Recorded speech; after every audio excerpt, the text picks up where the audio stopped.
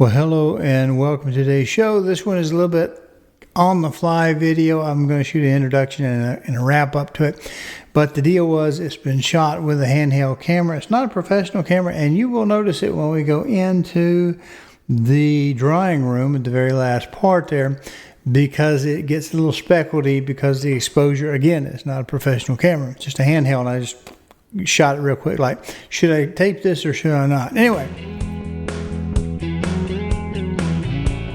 I'm trying some new casings.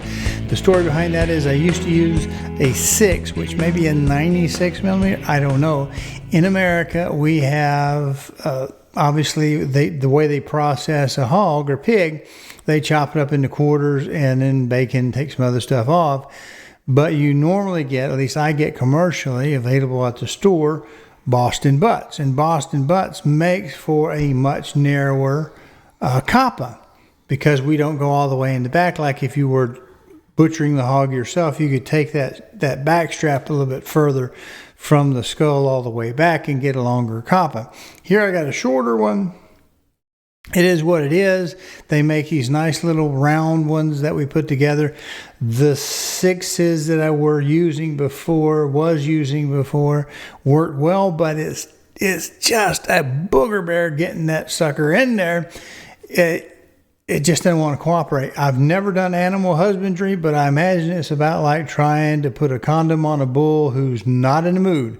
They just don't want to work. Now, once they get, banded up, tied up, hog ringed up, they do a good job once they dry it out. And it kind of stretches it a little bit longer, obviously, because it's a smaller, same volume, but a smaller diameter.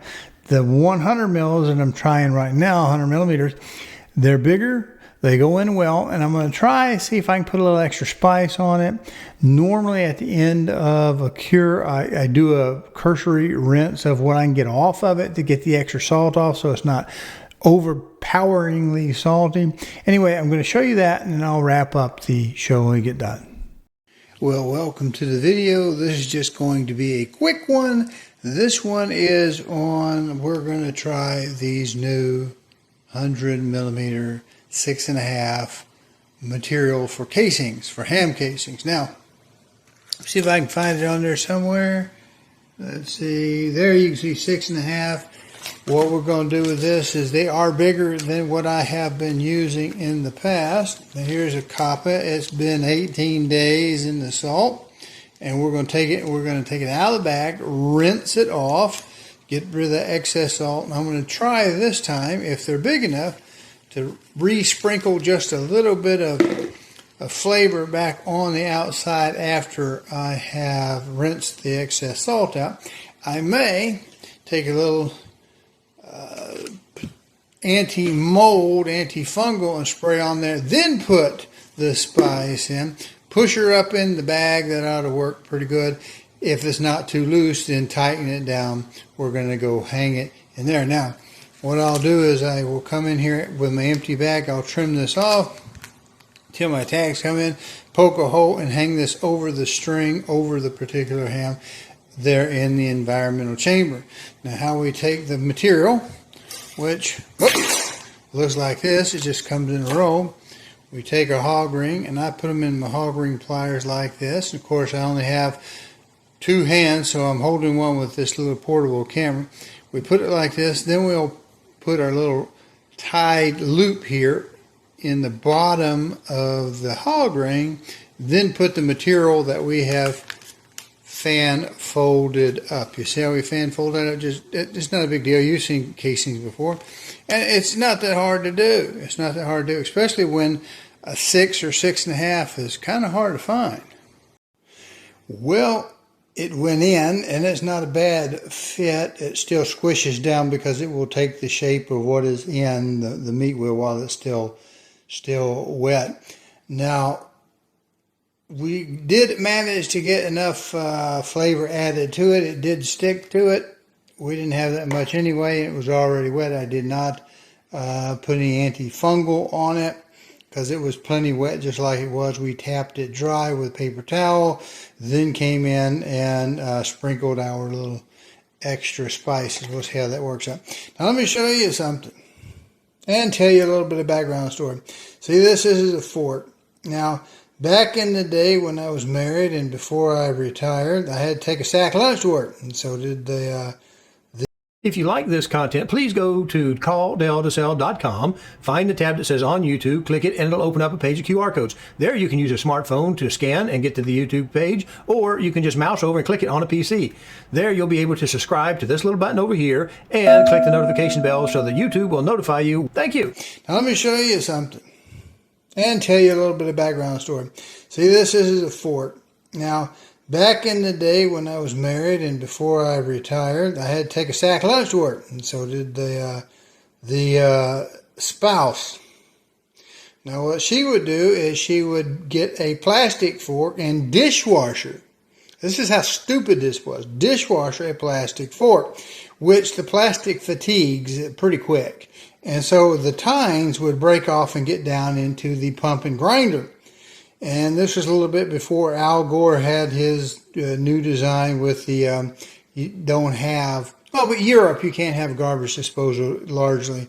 And so they did away with the garbage disposal. Now they just put a rot catcher in the bottom. It's waste separator is what they call it. Anyway, she would put it in there, and every time it would break a tine off. I'd have to tear the dishwasher, flip it apart to get that damn plastic tine out of it, because it would bounce around and it sounded just like a bearing was going bad.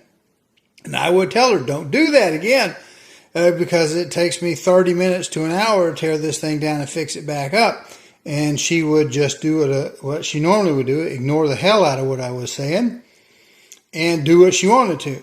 Now, I would tell her, just go to the dollar store and buy some cheap forks and knife or spoon, whatever you need. They're not very expensive, and use them and take them back and forth. I don't know why she didn't do that, except that maybe she would lose her lunch bag. But anyway. It just goes to show you.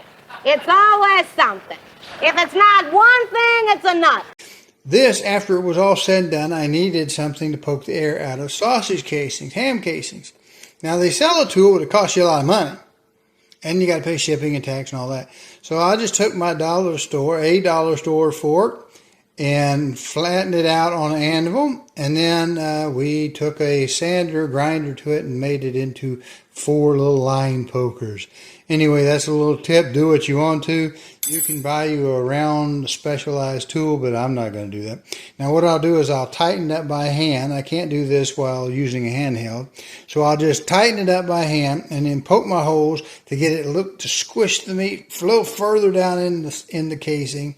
And then we'll put our hog ring on. Getting ready to put the coppa in the bag. Now it looks a little bit big. This one we came through, got a few air bubbles, even though I poke them. It's just, you can see the holes right there. It's just the nature. It's not quite super tight, but it's not going to be any worse than if it was held in netting. So I don't think that's a problem, and it does give it the shape that I'm looking for. So we got this one set up. I'm not going to add any more flavor to this, any more spices to it. The spices stayed on pretty well. It's been rinsed, patted dry with paper towel. Now we're going to shove it in there, close her up, and I'll show you the final word. And there they hang. I do add the extra tag that gives the date it was hung and the weight. But there they are. They're hanging where they need to be.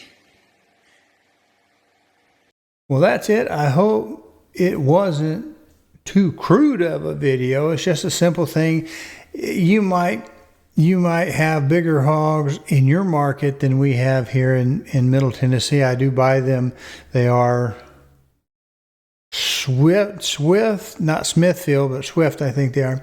Anyway, I get them in those cryo packs we've already talked about, 2 to a pack. We've been getting what look like some smaller hogs in this time. I don't know if they're taking them to market a little quicker because of the time of year or whatever, but anyway, they were very roomy. These 100 mils were very roomy. Not all that hard to get in there, and getting it down in that casing didn't knock off as much. Flavoring as I would have expected. So after I rinsed the second one, I didn't even bother to, take the time to do that extra, getting those extra spices out and whatnot. I don't know that they're going to be worth the effort after doing them like this. Now we got 4 more in there, and they'll come off 2 in the next week and 2 after that. So we got some more shows coming. I think I'll do a sopressata. I've got some wine. If it hadn't gone bad, it's supposed to be natural, so that ought to help with the fermentation. And we'll put like sodium erythrobate in there to take care of that. Plus we'll use the number 2 and the salt and the regular spices and get that taken care of. I also have some snack sticks I think I've got coming, but before I do them, I don't want to dry them as much. So I want to make sure I drive that pH low, and my strips are pretty well much out of date. So I've got some new ones coming. They won't be here to the end of the month that I'm shooting this in. So appreciate you watching, and we hope that my shows give you a different take to pretty well much everything that we do.